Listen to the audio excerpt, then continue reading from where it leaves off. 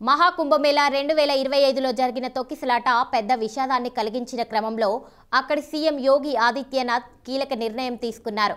దీంతో పాటు భద్రతను మెరుగుపరిచేందుకు కూడా చర్యలు ముమ్మరం చేశారు. ప్రయాగ్రాజ్ మహాకుంభమేళాలో నిన్న మౌని అమావాస్య రోజు జరిగిన తొక్కిసలాటలో 30 మంది భక్తులు ప్రాణాలు విడిచారు.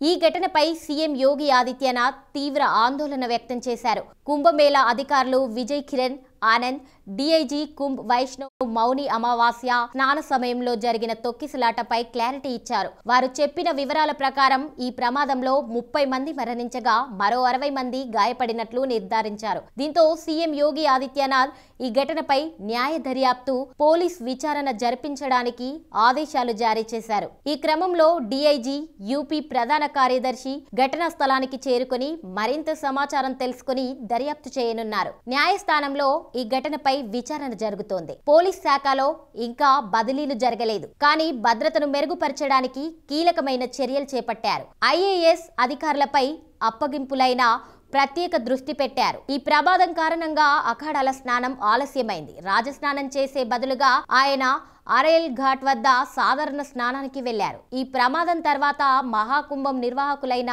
ఐఏఎస్ ఆశిష్ గోయల్, భానుచంద్ర గోస్వామి 2019 అర్ధకుంభంలో విజయవంతంగా నిర్వహించిన వీరు ఇప్పుడు మహాకుంభమేళా 2025 బాధ్యతలు తీసుకున్నారు. 2019 అర్ధకుంభంలో వారు విజయ్ కిరణ్ తో కలిసి ఈ కార్యాన్ని విజయవంతంగా చేపట్టారు. మహాకుంభమేళాలో జరిగిన ఈ ప్రమాదం తీవ్ర విషాదాన్ని మిగిల్చింది. ఈ క్రమంలో బాధితుల కుటుంబాలకు మానవతా సహాయంగా ప్రతి కుటుంబానికి 25 లక్షల రూపాయలని పరిహారాన్ని సీఎం యోగి ప్రకటించారు. ఈ మేరకు పరిపాలనా అధికారులు మృతుల కుటుంబాలకు ఆర్థిక సహాయం అందజేస్తారు. మహాకుంభంలో ఈ ప్రమాదం తర్వాత అధికారుల భద్రతను మెరుగుపరచడానికి కొన్ని మార్పులు చేస్తారు. ఇప్పటికే భారీ భక్తుల రద్దీ కారణంగా జోన్, 1 వే మార్గాలు, వాహనాల ప్రవేశం నిషేధం, ట్రాఫిక్ నియంత్రణ, 360 ప్రత్యేక రైళ్ల ఏర్పాట్లతో భద్రతను కఠినతరం చేశారు.